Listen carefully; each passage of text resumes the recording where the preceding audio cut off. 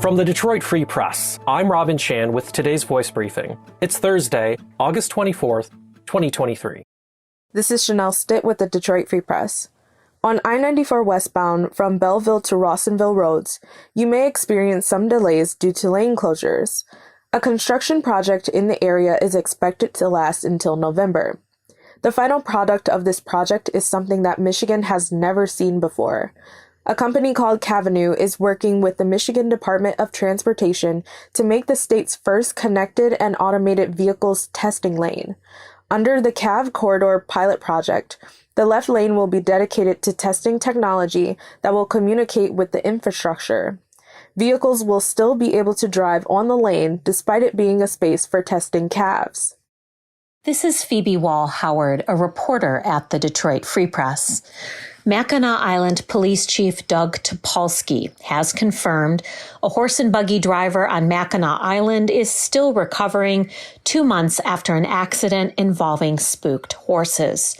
A video on social media has gone viral showing the incident on Main Street in downtown Mackinac Island, a popular global destination site known for its charm, Victorian houses, and also the horse and buggy carriages. The island has no moving autos, no automobiles. Go to freep.com to find out the role the horses play and more detail about the situation.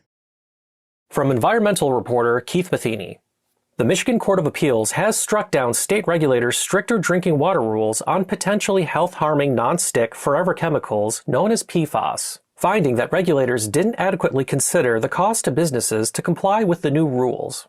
The appellate court, in a ruling published Tuesday, upheld a lower court's finding that the Michigan Department of Environment, Great Lakes, and Energy should have better considered that its new rules to restrict PFAS compounds in drinking water also impacted requirements to clean up the compounds in groundwater. Under Michigan's Administrative Procedures Act of 1969, state agencies are required to prepare a regulatory impact statement that includes an estimate of how much compliance with the proposed rules will cost, quote, businesses and other groups, end quote.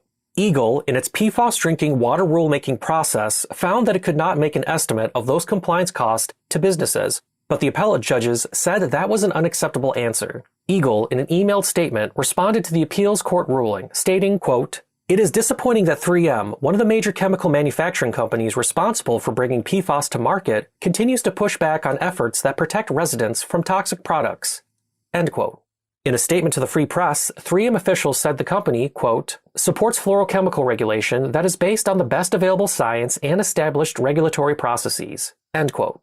For more on this story, including what PFAS does in the body, you can search for Keith Matheny's article, State Court of Appeals Rejects Michigan PFAS Water Rules After Chemical Company 3M Sues, on freep.com.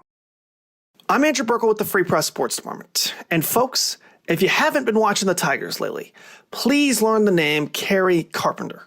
Carpenter was by no means a highly touted prospect when he entered the Tigers organization.